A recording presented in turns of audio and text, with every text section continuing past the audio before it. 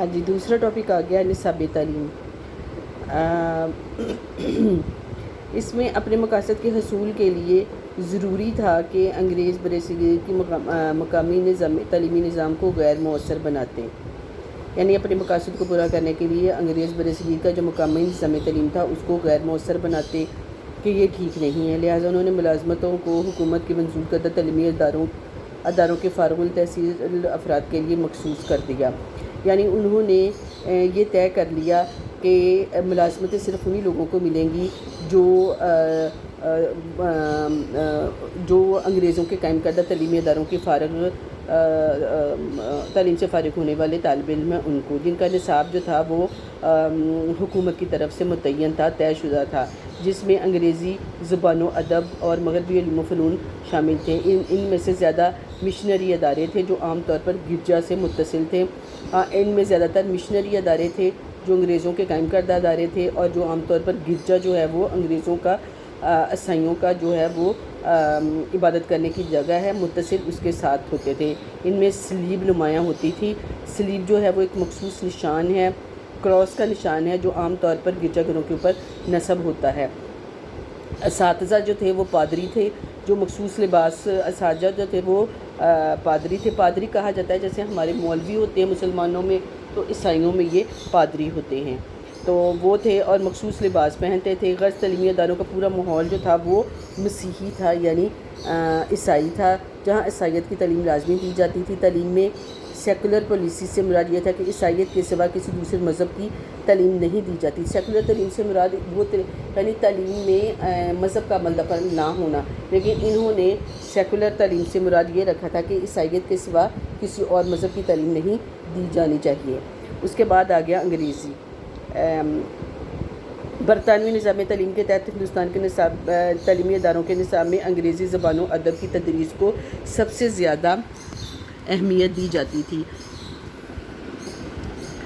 اور تیسری جماعت سے BA تک لازمی زبان کی حیثیت حاصل تھی۔ سب سے زیادہ وقت انگریزی کی تدریس کے لیے مخصوص تھا۔ انگریزی کے اساتذہ کو سب سے زیادہ مقام حاصل تھا، اور ملازمتیں صرف انگریزی جاننے والوں کو ہی ملتی تھیں، اور یوں بچوں کی پوری زندگی جو تھی وہ بچوں کے ذہنوں پر انگریزی تعلیم جو تھی وہ مسلط رہتی، یعنی ان کا قبضہ رہتا۔ اس کے بعد آ گیا تاریخ۔ ان تعلیمی اداروں کے نصاب میں برصغیر کی تاریخ کو مسخ کر دیا، تباہ کر کے پیش کیا جاتا تھا۔ مسلمانوں کے دور کی اچھی باتوں کو غلط انداز میں لکھا گیا۔ تاریخی واقعات کی تشریح انگریزی کے نقطہ نظر سے کی جاتی تھی۔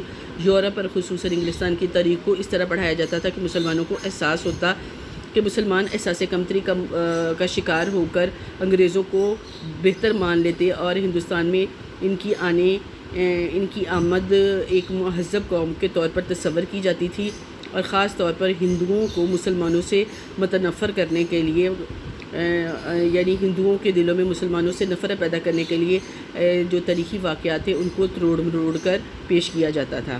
اس کے بعد آ گیا معاشیات اکنامکس۔ معاشیات جیسے با مقصد اور علمی مضمون کے نصاب کو یوں مرتب کیا گیا کہ انسان کی زندگی کا مقصد صرف پیسہ کمانا رہ گیا تھا۔ اس کی زندگی ایک معاشی حیوان سے زیادہ کچھ بھی نہ تھی۔ اور مغربی معاشی تصورات کے مطابق انسان جو ہے وہ انتہائی خود غرض ہے، وہ ہر وقت مادی فائدے کے لیے کوشاں رہتا ہے، یعنی دنیاوی فائدے کے لیے کوشاں رہتا ہے۔